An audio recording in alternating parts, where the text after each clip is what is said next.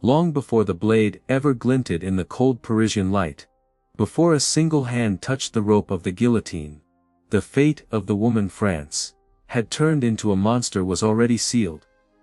Ending her life was never the true goal. They wanted to erase her. They wanted her to walk through the streets not as a queen, not as a mother, but as a spectacle, a warning, a public trophy of humiliation. Marie Antoinette, once the vibrant Archduchess of Austria who filled the halls of Versailles with laughter, now stood on the opposite end of history. The journey she was about to take was not simply toward death, but backward. From luxury and gold to a splintered, wooden cart meant only for the condemned. If real history moves you, the kind where innocence is crushed. Before the world notices, stay with me. Comment where you're watching from. What happened to her wasn't legend. It was a slow, deliberate breaking of a young woman the world decided to hate. Because before the shouts, before the mobs, before the blade, Marie Antoinette was simply a frightened mother, alone, and already condemned in the minds of thousands. In the early hours of August 2, 1793, while Paris slept under a heavy cloak of silence, guards tore her from the arms of the only people she still loved. Her children. She wasn't even allowed a single final embrace. She was dragged from the Temple prison and carried into the conciergerie, a dark fortress Parisians called the antechamber of the guillotine. In that moment, everything ended. There was no queen anymore. No jewels. No gowns. Only prisoner number 280. Her new kingdom consisted of sweating stone walls that wept moisture, of rats that skittered across the floor, and of 2 guards assigned to watch her every second. They never looked away. They recorded every movement. Privacy was forbidden. Even when she dressed, a wooden screen was placed carelessly, almost mockingly, while the guards stared without blinking. She slept under their eyes. She ate under their eyes. She wept, silently, under their eyes. The surveillance wasn't just control. It was punishment. A daily reminder that she was no longer seen as human, only as a body awaiting execution. Time inside the cell lost its shape. It no longer followed clocks, it followed boots. The thud of guards pacing outside. The dripping water falling rhythmically from the ceiling. The muffled whispers of other prisoners, being led to their own final moments. Every echo reminded her she was living in a coffin carved from stone. And yet, while the revolution roared outside, while people who once bowed before her now screamed for her death, another quieter story was unfolding. A story buried beneath the posters, pamphlets, and hatred. The story of the woman behind the symbol. Because what they did to her in those 76 days before her execution was far more brutal than the blade that ended her life. They tried to break her spirit.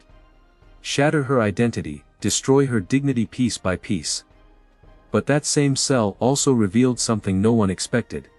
Something that turned her final days into an unexpected testament of strength. Marie Antoinette, stripped of crown, comfort, and hope, discovered her last crown in a place no one imagined the quiet endurance of suffering. Her cell was brutally small, damp, cold. The stone sweat moisture that clung to everything. Her blankets, her clothing, even her own skin. A pile of straw served as her bed. A single flickering candle became her silent companion. Outside. The sign brushed against the prison walls like a distant, indifferent heartbeat, reminding her that the world continued without her. The only warmth she felt was from a memory that refused to die. Her son. Little Louis Charles. A month earlier she had shielded him with her own body as revolutionaries stormed his room in the Temple prison. "He is only a child," she had screamed, but it changed nothing. They ripped him from her arms as he shrieked in terror, calling for his mother. She never saw him again. His cries replayed inside her mind at night, slicing deeper than any accusation ever could. She kept a tiny portrait of him hidden in her corset. A lock of his hair tucked beside it. These small treasures were her relics, the last fragile pieces of a world she had lost. Her sole source of human kindness was Rosalie Lamorlerie, a young servant assigned to care for her. Rosalie later admitted that Marie Antoinette never cried for herself, only for her children. Whenever she spoke their names, her voice cracked, and the shell of royalty vanished, revealing only a grieving mother who whispered prayers into the damp air. Her captors used even that against her. They mocked her. They taunted her. They laughed about the death of her husband. They aimed every cruelty at the wounds they knew would hurt her most. But in that suffocating darkness, something inside her shifted. She learned to move slowly, to speak softly, to never show fear. They expected a broken woman. Instead, they saw someone who carried a strange, quiet authority, an authority born not from power, but from loss. Sometimes at night, she would stare into the trembling candle flame. In its faint glow, her life replayed itself, bright ballrooms, children running through palace gardens, ribbons, silk, and smiles, followed by the rising tide of resentment that had swallowed her whole. When had she stopped being a woman, and become a target? No answer ever came. Only the arrival of dawn. 76 days passed, 76 mornings without hope. Yet in losing everything, her throne, her family, her freedom, she uncovered a dignity that could not be taken from her. A dignity born in silence, in suffering, in faith. And then one morning in October, the iron door creaked open again. Not for food. Not for mockery. This time, they were taking her to trial. A trial whose verdict had been decided before she ever entered the room. She whispered a simple request, "May I relieve myself?" The guards nodded with mock indifference.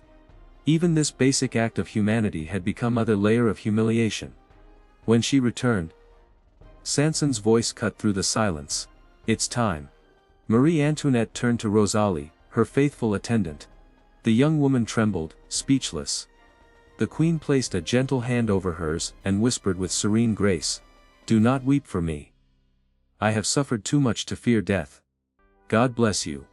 She stepped into the corridor, her footsteps echoing on the stone floor. Soldiers instinctively removed their hats. Not fear, not loyalty, but respect. She commanded it without trying. At the main gate the cart waited.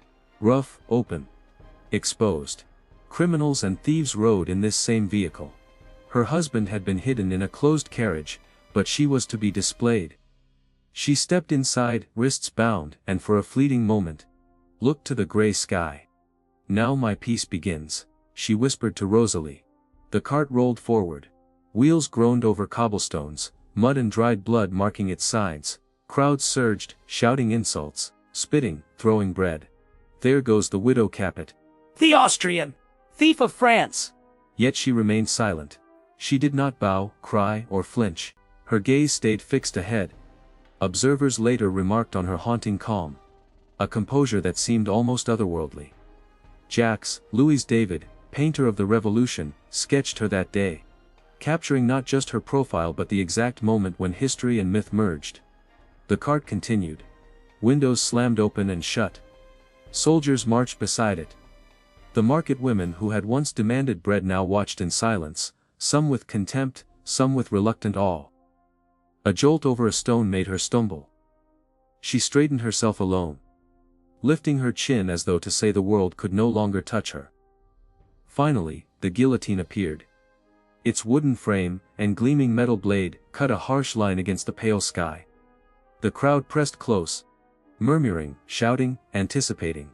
Marie Antoinette inhaled the wind, feeling a strange, serene clarity. Her life, queen, wife, mother, was ending here, yet the story of her spirit belonged only to her now. She descended the cart steps alone. Executioner Sanson offered assistance. She refused. As she turned, her foot brushed his. Calmly, she said, "Forgive me, sir. I did not do it on purpose." No curses, no desperate pleas, only a gentle apology.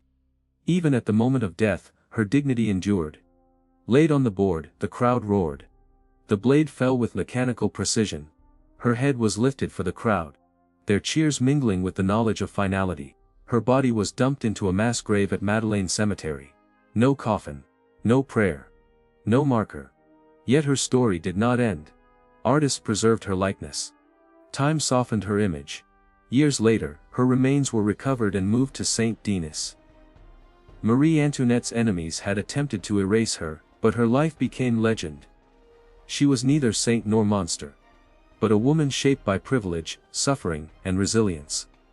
In the end, the queen who lost everything, her throne, her children, her identity, died with the one thing no power could steal: dignity. Centuries will pass, names will be forgotten, but her grace in the face of hatred will endure.